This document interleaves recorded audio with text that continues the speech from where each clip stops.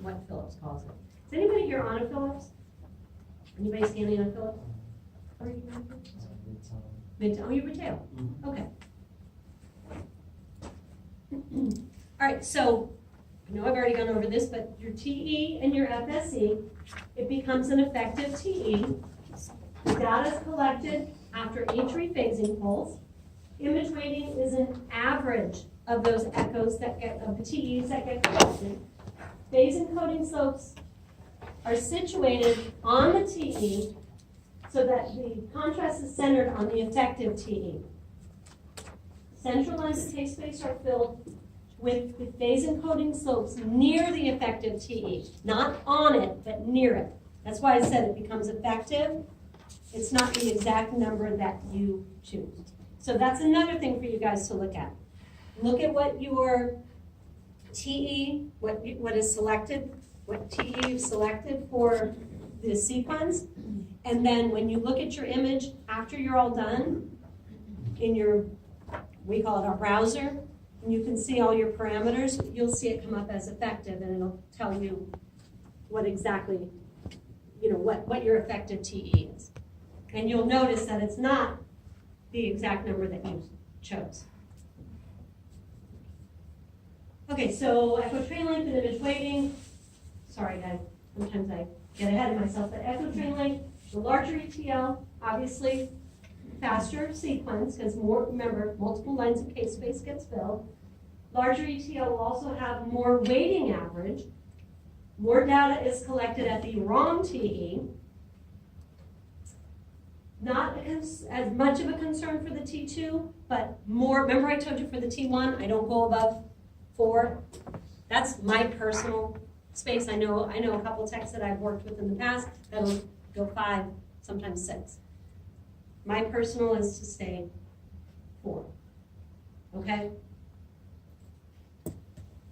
Image blurring. The longer ETLs create blurring of the image. Why? Because the adjacent lines of K-space are filled with different, remember with each time a line of K-space is filled, the slope of the phase encoding gradient changes, right?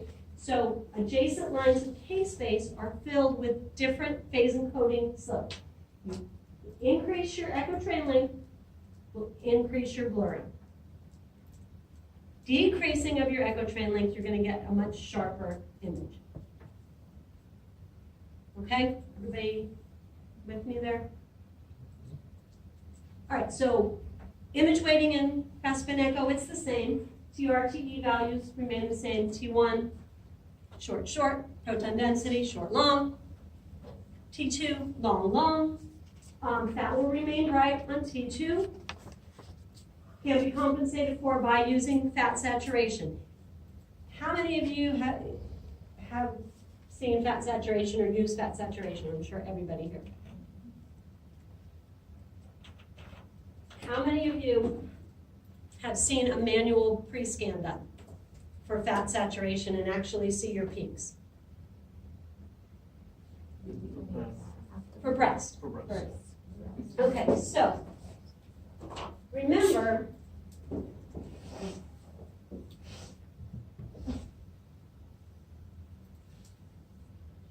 what is that? What peak is this? And what is this? How far is fat from water? 90. 220. 220.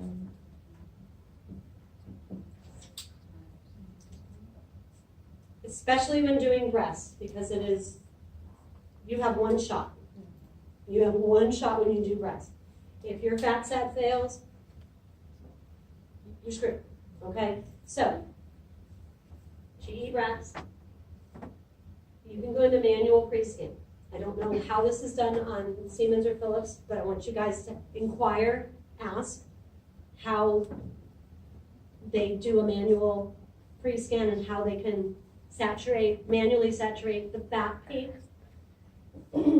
So with GE, you can go into your manual pre-scan and it will show you your peaks. When it comes up, it's going to show you your fat peak. There's a few commands that you have to type in, and you will watch this fat peak go down from like this. Hector, can you attest to that? Okay, so once you do that manual and you suppress, you knock that peak down, your fat sets should be more even and it won't fail. Okay, so those of you that are, well, all of you, even those on GE, ask, to be shown how to do a manual pre-scan on a fat sat pulse sequence, okay? What's up? What? She's asking if you only do it on breasts. No, any fat sat pulse sequence. Any pulse sequence, you can manually pre-scan and see your peaks. If you are not doing a fat saturation, that peak should stay there.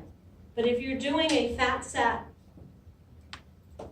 sequence, if you have fat sat turned on, you want to suppress the fat. You want to get rid of it. You want to squash it. So to make sure that you don't miss it and that your fat set definitely gets saturated, you can do a manual pre-scan and you can manually suppress that fat peak on any fat sat sequence. Okay, not just breast. I used breast as an example. Hector's, he's seen it. Have you seen it? Yeah, on an ankle. On an ankle? Santana, you've seen it? On the breast. On the breast, right. So breast, you got one shot. Again, you're given that contrast and you have one shot. If that fat sat fails, again, you're screwed. So you pretty much always want to, on a breast, to go in and do that. Yeah, they run the little graphics while they're doing it. What's that? When they do the